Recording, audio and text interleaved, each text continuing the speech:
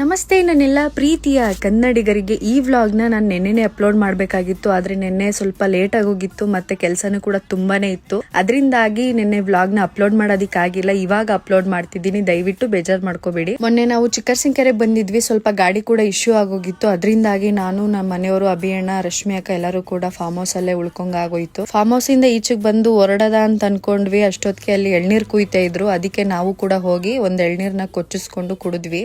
ಮತ್ತೆ ತುಂಬಾ ಜನ ಮೆಸೇಜ್ ಮಾಡ್ತಿದ್ದೀರಾ, ಅಕ್ಕ ಮೆಸೇಜ್ಗೆ ರಿಪ್ಲೈ ಮಾಡಿ ಪ್ಲೀಸ್ ಪ್ಲೀಸ್ ಅಂತ. ದಯವಿಟ್ಟು ಬೇಜಾರ್ ಮಾಡ್ಕೊಂಬಿಡಿ, ಎಲ್ಲರಿಗೂ ಕೂಡ ಕ್ಷಮೆ ಕೇಳ್ತೀನಿ. ಯಾಕೆ ಅಂತಂದ್ರೆ ಅಷ್ಟು ಕೂಡ ಟೈಮ್ ಇಲ್ಲ. ಮತ್ತೆ ಎಲ್ಲಾರ್ಗು ನಾನು ಮೆಸೇಜ್ ಮಾಡ್ತೀನಿ ಅಂತಂದ್ರೆ 2-3 ದಿನ ಸಾಲದೇ ಇಲ್ಲ, 1 ವಾರ ಆದ್ರೂ ಸಾಲಲ್ಲ, ಅಷ್ಟು ಮೆಸೇಜ್ಗಳು ಬಂದಿದೆ.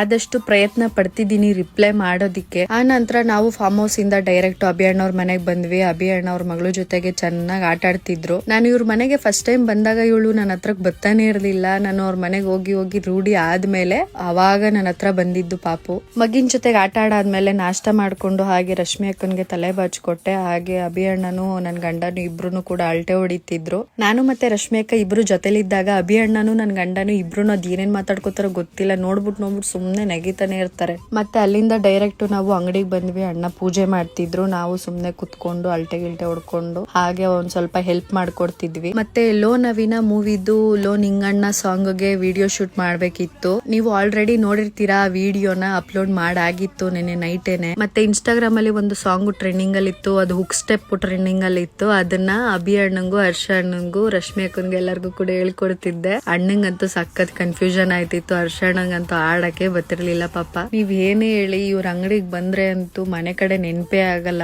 ಮತ್ತೆ ತುಂಬಾ ಜನಕ್ಕೆ ಡೌಟು, ಅಕ್ಕ ಅಣ್ಣ ಇಬ್ರು ಹೊರಗಡೆ ಹೋಗಿ ಉಳ್ಕೊಂತಾರೆ, ನೈಟ್ ಅಲ್ಲೇ ಇದ್ರೆ ಬೈರು ಕತೆ ಏನು ಅಂತ ತುಂಬಾ ಜನಕ್ಕೆ ಯೋಚನೆ ಇರುತ್ತೆ. ಅವನ್ಗೆ ಎಲ್ಲಾನು ವ್ಯವಸ್ಥೆ ಮಾಡ್ಬಿಟ್ಟೇನೆ ನಾನು ನಮ್ಮ ಮನೆಯವರು ಬರೋದು. ಇಲ್ಲ ಅಂತಂದ್ರೆ ನಮಗ್ ನೆಮ್ಮದಿ ಇರಲ್ಲ, ಹೊರಗಡೆ ನಾವು ಹೋಗೋಕು ಮನ್ಸ್ ಬರಲ್ಲ. ನನ್ ತಮ್ಮಂದ್ರು ಉಳ್ಕತೀನಿ ಅಂತಂದ್ರೆ ನಾನು ನನ್ ಗಂಡ ಆರಾಮಾಗಿ ಬರ್ತೀವಿ. ಯಾಕೆ ಅಂತಂದ್ರೆ ನನ್ ತಮ್ಮಂದ್ರು ನೋಡ್ಕೊಂತಾರೆ ಅನ್ನೋ ಒಂದು ಉದ್ದೇಶದಿಂದ. ಅವನ್ಗೆ ಅವ್ರಿಬ್ರು ಇದ್ರು ಏನು ಯೋಚನೆ ಇಲ್ಲ, ಆರಾಮಾಗಿರ್ತಾನೆ ಬೈರುನು ಕೂಡ. ಬೇರೆ ಟೈಮ್ಗಳಲ್ಲಿ ಪಾಪ ಅವ್ರಿಗೂ ಕೂಡ ಕೆಲ್ಸಗಳಿರುತ್ತೆ, ಅದ್ರಿಂದಾಗಿ ಉಳ್ಕೊಳ್ಳೋದಿಕ್ ಹೋಗಲ್ಲ.